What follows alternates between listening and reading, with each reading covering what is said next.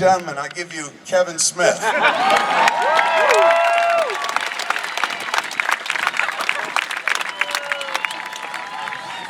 Which one is which? Oh. Let's give another round of applause for Kevin Smith, you guys. And give one more round of applause for yourselves. Thanks for coming out tonight. We appreciate that. Seriously, thank you so much for being here, man. So, Kevin, have you ever met any other Kevin Smiths before? Have I met a Kevin Smith before? I think I have, man. But it was uneventful. It wasn't like this. We weren't on a stage. It wasn't the same. Not at all. But I've met a few in my life. Not the football player. There's a football player. And I remember when he was working, I would see articles all the time. Kevin Smith breaks leg, and I was like, holy shit. Did I break my leg? Yeah. I don't think that was me. So let's get this kicked off. How often do you watch your old movies? How often do I watch my own movies? Like, I know the correct answer is like, oh, you know, I don't watch the old stuff. I move forward. Like, I'm sure David Fincher hasn't rewatched Fight Club in years. But I'm not going to watch this tonight because I just watched it this morning. So I watched it today, too. Did you? Well, you had to for an assignment. But me, I was like, why are they showing this movie? Let me watch it again. And I started watching it, and I kind of fell into it. But I've been watching this movie a lot lately because recently I wrote a sequel to it, Mallrats 2.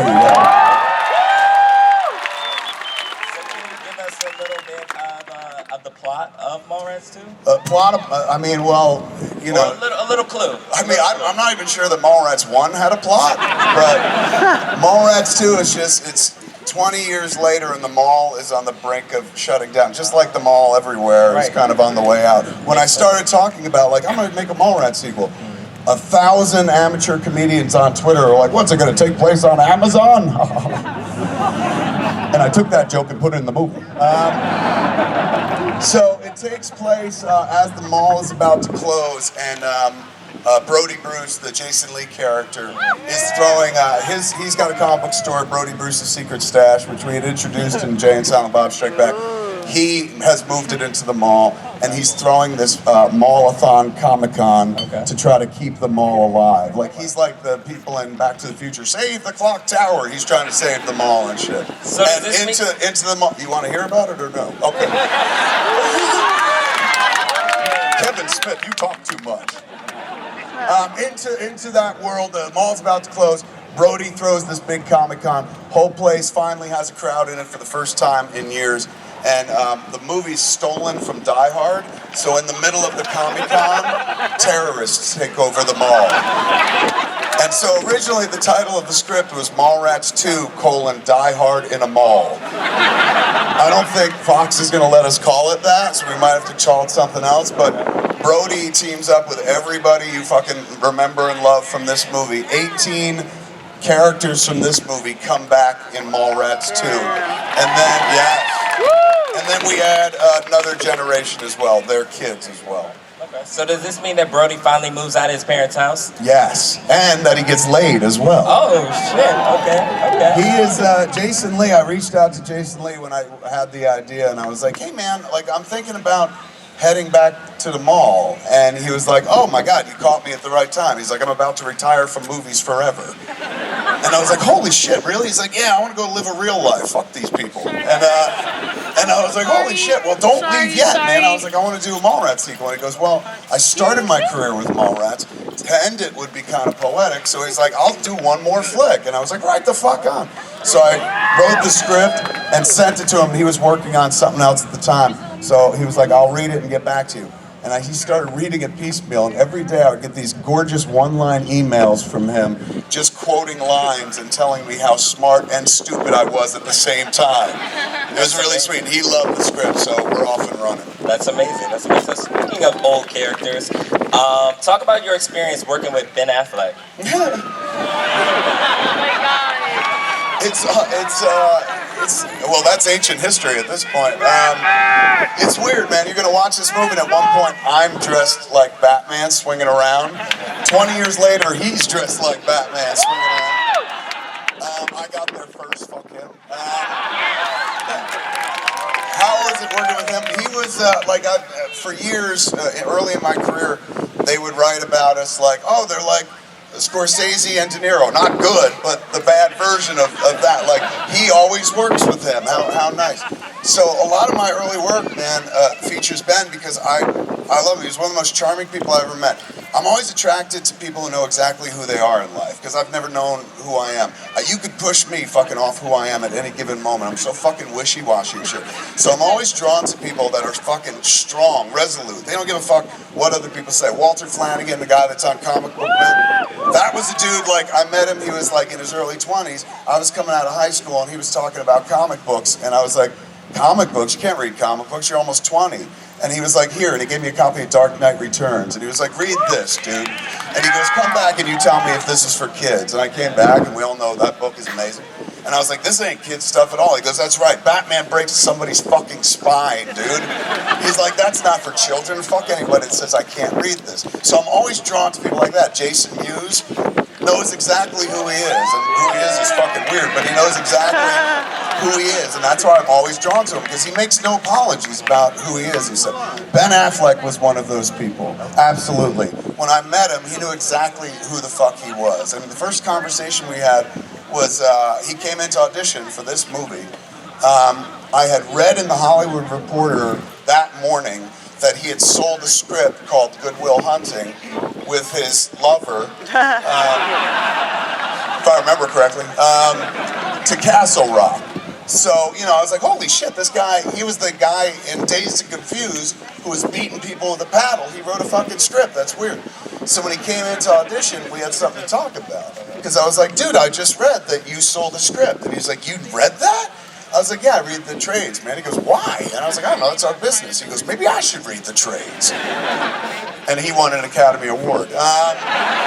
So I was just like, hey man, like, how did that happen? He's like, me and my friend wrote a script, we sold it on spec, they'd sold it for like 800 grand. So I was fascinated. I was like, you're not content to just be an actor. And that was his whole thing. He was like, we would wait for roles, nobody gave it to us, so we were like, fuck it, let's write it ourselves. So I was drawn to him fucking right away. Jim Jackson was the producer, one of the producers on this movie. He had worked with Ben on Dazed and Confused. And Jim, I love Jim to death, but Jim was like, don't hire that guy. And I was like, why? And he goes, he has a potty mouth. I said, really? He goes, yeah, and Dazed and Confused, man. He kept saying, fuck, fuck, fuck, fuck, fuck. Kept adding a lot of fucks. He's going, this fucking Mallrats script has too many fucks in it now. If you put him in it, it's going to be a fuck fest. And that sounded good to me, so I was like, let's cast this guy. So hanging out with him on Mallrats, he was real fucking sweet, man. That's what I loved about Affleck. Real fucking sweet. Like, he was working on Good Will Hunting, and Castle Rock was producing it at that time. It was before it left, and we brought it to Miramax. So he didn't shoot every day on Mallrats. He's kind of a smaller part. So my man would be like, would you mind if I went back to Los Angeles and worked on Good Will Hunting script? Because we're getting closer to shooting, blah, blah. I said, yeah, dude, as long as you come back when we got to shoot your scenes, totally. So before he left, he would write, he did this 3 fucking times. He wrote a note. Which, you know, in the day of the text, he'd probably just send a text. This is 1995. I went into my office at the mall, and there was a note on the desk. And it was from fucking Affleck. And he goes, I just want you to know that I'm having a really good time. Thanks for letting me go to this thing. Most movies I work on aren't fun. This is really fun, so it's not a good sign for its box office prospects. Love Ben. You know, just real sweet shit. And so he'd come back and then he'd be like, do you mind if I go back? I said, yeah, go ahead. And he'd always leave me a fucking note. Like, he was raised well. So when he was all done with the movie, man, he came into the office and he gave me a hug and he was just like, dude, where are you going to cut this? And I was like, they're cutting it in Los Angeles, so I'm going out to LA. He's like, well, I fucking live in LA. He's going, and I know you're coming out there, so you should look me up. We should hang out. I'm a good guy. He literally pitched himself as a good guy. And I bought it, you know, I was just like, yeah, you are one. And so our friendship began. And I always thought he was so fucking charming and funny and smart. He's way overeducated. And again, knows exactly who he is. So I always felt he was like, he could be a leading man. I was like, dude, why aren't you a leading man? He's like, because you cast me as the guy that fucks people in Volkswagens and shit like that. So I was like, somebody should cast you as a leading man. So when I started writing Chasing Amy, I started writing it with Ben, because I was like, he could totally be a leading man. And so I called him up one day. I was in Florida. I was in Tampa. Joey Adams was shooting a show out there. So I was out there, and I'd written this scene that I really thought he would like. And I hadn't told him that I was writing for him. So I called him up. I was like, hey, man, it's me. He's like, what are you doing? I was like, I'm in Florida. He's like, why? And I was like, I'm visiting people and shit. I said, dude, I got to tell you, man, I'm writing a follow-up to Mallrats. He goes, what is it? I said, Chasing Amy. He goes, what's it about? I was like, it's about a man who falls in love with a lesbian and shit. And he goes, ooh, that's racy. Because it was like 96. And he goes, oh, who am I? Somebody that beats some other asshole up? And I go, no, you're the guy that falls in love with the lesbian. And he goes, well, that's fucking gonna be easy, man. He's going, oh my God, I'm the lead? I said, yeah. He's going like, thank you for casting me as this. I said, why? And I was like, I don't know, I think you're funny, man. I think you could pull it off and shit. And so I was dating Joey Adams at the time, the girl who plays Alyssa in the movie. And so he was just like, wait a second, dude, so I'm gonna be macking up on Joey Adams? And I was like, yeah. And he was like, this is some sick cuckold shit, isn't it? I said, no, I just think she's a good actress, you're a good actor, you'd be good together. He's like, all right. And he came down to Jersey to pick up the script when I was in Jersey. We came back from Mallrats, had a bunch of pages and shit. The whole script was done. No, half the script was done. So he came down from Boston, and I was like, dude, here's half the script. He goes, half a script? What the fuck? And I was like, I'm not done yet, but I want you to see where it is and see where it's going. And he's like, well, you gonna drive me home? And I was like, to Boston? Fuck you, take a train. And he was like, God, he's like, I'm gonna be done with this script like an hour into the train ride. He's like, do you have anything else to read? And I had written a script called Dogma. And I was like, I wrote a script years ago called Dogma. And so I gave him the script to Dogma, and he's like, I'll read this. He's like, what's it about? I was like, angels. And he's like, all right. And he read it on the way home. And he called me when he got to Boston, because again, this ain't the age of the cell phone and shit. So he gets to Boston, he calls me, and I'm like, what'd you think of Chasing Amy? And he goes, fuck the lesbian picture. He's going, this religious picture is the way to go. He's going, I want to be Bartleby. And I was like, really? And he's like, fuck, this is pimp. Bartleby says the coolest shit. He wears armor, he's got wings. He's going, this is going to be amazing.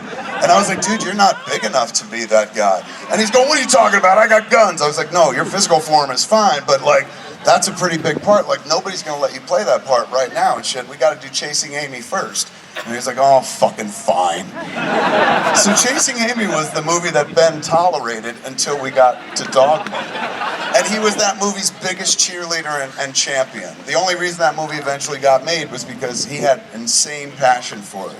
So I loved working with him. We haven't worked together since Clerks 2 and stuff. Last time I saw him, I haven't even seen him in years. Last time I saw him was at a premiere of Argo at the Directors Guild. And he invited me to go, and I saw the flick, and I loved it, it was great. And on the way out, he was talking to somebody important, and I saw him, and I went like this, and he went, and I went like that, and that was that. And then the last exchange, I know, it's like something out of Good Will Hunting or something. But there was one really cool exchange that happened prior to that via email. Most of our exchanges now are in email, and he's a great writer, so that's kind of fun and shit. And so I reached out to him on Red State. We had made this movie called Red State, and he had, thank you. He had cherry picked. Somebody was like, "Boo, fuck you, get him." Anyway, we made this flick Red State, and one day he called me. He was like, "Hey, dude, I heard about your movie. Can I watch it? Can I borrow a print? Because I had a print. It was before it was on video and stuff." And I said, "Yeah." I sent over a 35mm print, and it came back 2 days later. No note, no message, no call, nothing like that. So I didn't hear anything about what he thought about the movie. And then I looked in the trades like 2 days later, and it said John Goodman cast in Argo. And John Goodman was in Red State. And I was like, holy shit, man, he's working with fucking Goody too. This is cool, man. Then I saw another notice, Carrie Bechet, she was in Red State, cast in Argo. And I was like, well, this is not just a coincidence. Like, this is weird. And then I saw Michael Parks, who was in Red State, and he was like, your friend asked me to be in his movie and play Jack Kirby. And I was like, all right, fucking, he's stealing my cast, man. So I wrote to him, and I was like, what the fuck, dude? 3 people from fucking Red State said they're in Argo. Did you like the movie, you know? And he wrote back, he's like, well, I'm stealing your cast. I must have liked something. And so I was like, do me a favor. I said, dude, Quentin gave us a quote for the poster. And the Quentin quote we were using for a long time just said, I fucking love this movie, Quentin Tarantino. So I was like, can you give me a new quote? I was like, you directed The Town. They think of you as a director now. Send me a fucking quote that we could swap out, man, that you say something cool about the movie. You like it and shit. And he goes, all right, I'll do that. And he sent me an email 20 minutes later, and this was his pull quote. This movie has an excellent cast. So I wrote him back and I was like, what the fuck, dude? You can't dig deeper than that, man? Like, how about pretend I'm Matt Damon? Write a love letter and shit. And so he's like, all right, I'll fuck. He said, what did Quentin say? And I was like, Quentin said I fucking love this movie. And he goes, all right, fair enough. And he sent me an email 20 minutes later, and his pull quote was, I fucking love this movie more than Quentin Tarantino. It's like after 2001, I've lived in his house for 13 years. He lived in for 1 year. This is in LA? In LA, and I still call it Ben's house. But it's the house that he, like, you know, partied in after he won Oscars and shit. Like, when I went there first time, 8 people were living in it, 8 dudes, all his friends. Wow. It was a real, like, frat house. And then he sold it to me back in 2002, and I've raised my kid there, my wife there and shit. So it's like a real family house to me. Right. And he came to play poker once, it's like 5 years ago and shit. And he's looking around the house like it's a distant, foggy memory.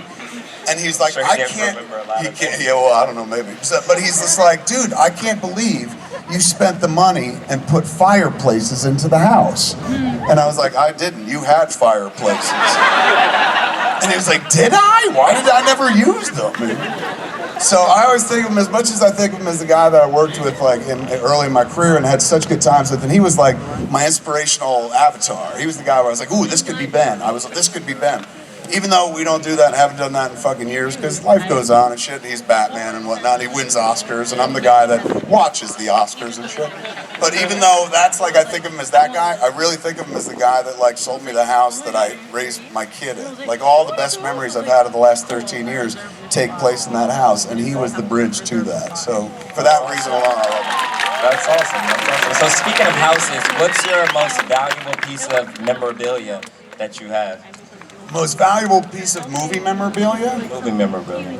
Boy, I don't know. I didn't, like a friend of mine, Dave Mandel, he's got an actual Stormtrooper helmet that he paid like tens of thousands for years ago.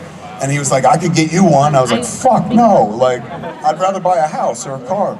So I've never really spent a fuck ton on like movie-owned stuff or memorabilia. But I do have a Wayne Gretzky, Andy Warhol Wayne Gretzky painting, which I was always a big fan of Warhol, and I fell in love with Gretzky, so I was like, shit, the best of both worlds. And that was like, this is gauche, I'm not trying to sound fucking big talk, but it was like $7,000. I get behind that. I was like, $7,000, okay. Anything more than that, once you get to like 10, that's when it's like, just buy a car, for Christ's sake. All right, so we're about to watch Mallrats, so let me know what was going through your mind when you did the Batman stunt scene flying through the mall. I was it's right on the shirt. Shout out to this guy wearing the Mallrats shirt. It's on his shirt. What was going on in my mind? I remember I didn't really do it. They put me on like a fucking little cart, like a library book cart, and pushed me, and so I'm just going like this. And there was a stunt guy who was actually on top of the elevator, grabbing this thing on the side that faces the courtyard. But then when we shot my close-up, I was on the side where Ben and Jason Lee and Jeremy London go in the elevator. So I was on the side where if I fell, it was only like, I don't know, 7 feet or something like that. And they put a gigantic fucking blow-up mat so that if I fell 7 feet, I'd fall on the mat. But when we shot the stunt guy, dude, he's up there, no mat whatsoever. And he's got a way longer fucking place to fall and shit. And I was like, what's up? Why the inequality? And they're like, he's a stunt guy, you know? But I remember it wasn't that moment, but the scene where we run from the security guards and we use the grappling hook and go up in the air. There was a moment, like that was actually the scariest moment I ever had on a movie set, because me and Muse were buckled together and harnessed together, and we were harnessed to a crane that yanked us up. And they put some cardboard boxes under us, and there was a platform in the middle, and so the crane would pick us up, and we were hovering like pretty much, since we wanted to see a little sky, to the top of the building. So it was a pretty fucking mean drop. But they were like, "You're safe. You're harnessed in and stuff."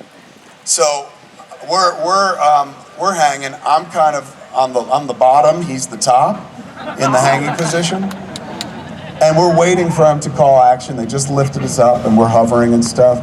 And all of a sudden, I felt the belt slip, and I go, "Jason, did you feel that?" And he goes, "Are you hard?" I said, "No." "Did you feel the belt slip?" And he goes, "No." And then it went, and you heard it. So he goes, "I didn't see it, but I heard that."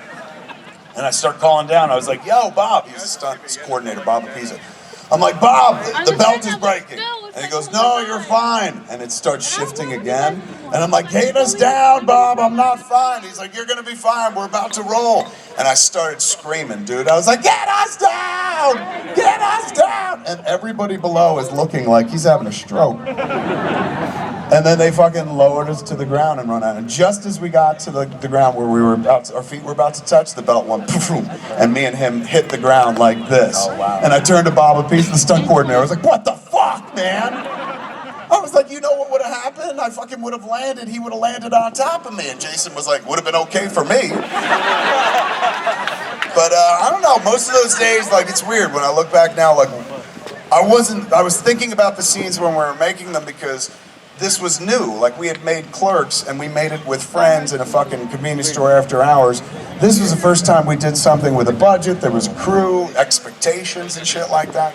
And I went from 4 people to like a crew of 50, and figuring out how to delegate authority and shit like that, because your instinct is like, "I'll do it myself." It worked the first time, but you have to learn to like work well with others. So that was fascinating, like showing up and seeing that many people who are like, "We're here to make sure Mallrats happens," and you're like, "Really?" But I remember the learning curve, like every day would learn something new, discover something new. Like Affleck had worked in the business a long time, and the first thing we shot was a pre-shoot day of him and Renee Humphreys, the sex video that pops up at the end, spoilers, the sex video that pops up at the end of the flick, plays into the third act. We shot that first, like on a pre-shoot day, no, very limited crew, in like a little room or something like that. And so when we were done, it was very quick, it was about an hour or something like that. You know, they were like, "Okay, that's a wrap." And I'd never had a first AD before, and the first AD was like, "All right, everybody, that's a wrap." And I saw all the crew members packing shit up, so I was like, "Right on." And I started winding cable. And Affleck comes over and he's like, "Put that down." I was like, "What do you mean?" He's like, "You don't do that anymore." I was like, "Really?" He's going, "If you want to be helpful, go ahead, but like the director doesn't clean up." And I was like, "Really?" Now I stopped brushing my teeth at that point and everything. So, last question before we start the movie. One of your fans on your Facebook page wanted to ask if you were aware that there is a strain of weed in Washington State called the Silent Bob. What do you think about that? It must be an indica, right? I think that is my Oscar. You know what I'm saying? Like, some people really try for like to be the best in their arts, but I don't want to be a master of anything except baiting. I like being a jack of all trades and shit. So the notion like weird shit floats my boat. And don't get me wrong, if somebody was like, "Here's an Oscar because fuck, we're sorry. You just keep trying." I would take it, that'd be great, but like shit like that, at the end of the day, like when my synapses are firing their last and I'm fucking leaving this world, I'll be like, "They named weed after me," you know. And that does it for me. Like, you know, I like that. Awesome, awesome. Well, guys, give it up for Kevin Smith! Thanks so much. And now we're going to get ready to see Mallrats. Thanks so much. Thank you for coming out. Thank you to BuzzFeed. Thank you to Nighthawk Cinema. Last time I was here in Brooklyn, I was here with Bruce Willis. This was way better, man.